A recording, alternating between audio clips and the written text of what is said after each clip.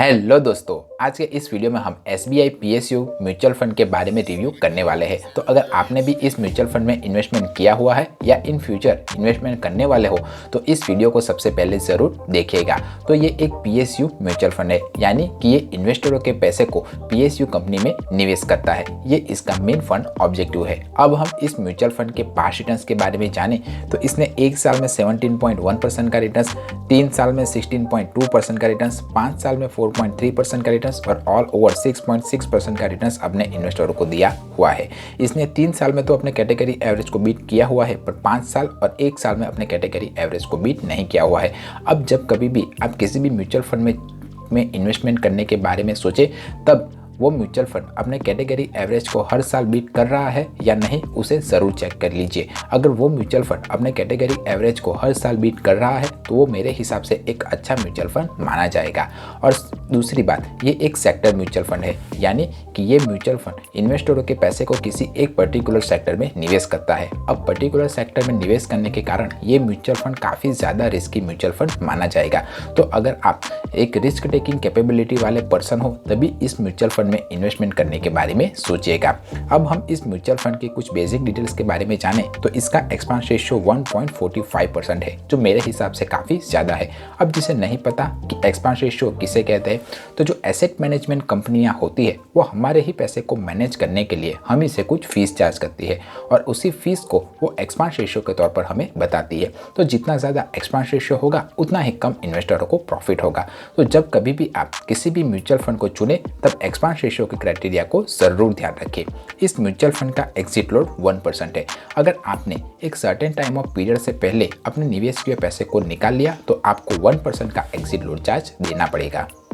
ये एक open ended mutual fund है, यानी कि इन्वेस्टर जब चाहे तब इस म्यूचुअल फंड में इन्वेस्टमेंट स्टार्ट कर सकता है और जब चाहे तब इससे बाहर भी निकल सकता है। इसका AUM 463 करोड़ रुपीस के आसपास है और ये benchmark S&P BSE PSU try को फॉलो करता है। अगर आप भी इस म्यूचुअल फंड में अपने इन्वेस्टमेंट को स्टार्ट करने के बारे में सोच रहे हो तो मिनिमम SIP 500 रुपीज़ और लमसम अमाउंट 5000 से स्टार्ट कर सकते हो।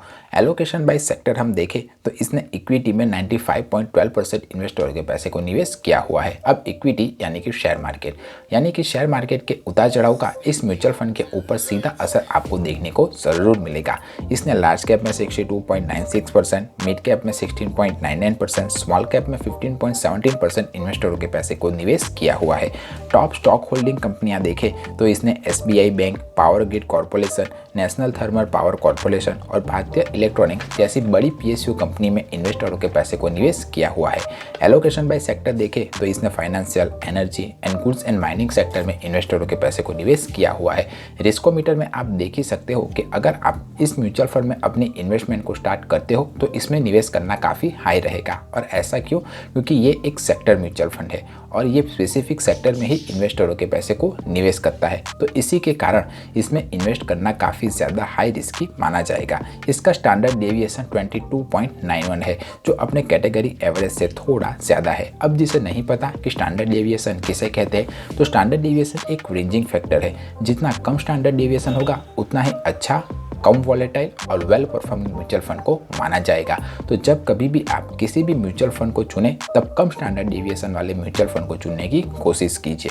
इसका ऊपर लगने वाले टैक्स स्लैब के बारे में बात करें तो अगर आपने 1 साल के बाद अपने निवेश किए पैसे को निकाला तो आपको long term capital gain tax 10% का देना पड़ेगा और उसमें से भी आपको 1 लाख रुपीज़ का असम्पशन मिल जाएगा। पर अगर आपने 1 साल के भीतर ही अपने निवेश किए पैसे को निकाल लिया तो आपको 15% का short term capital gain tax पूरी रकम पर देना पड़ेगा।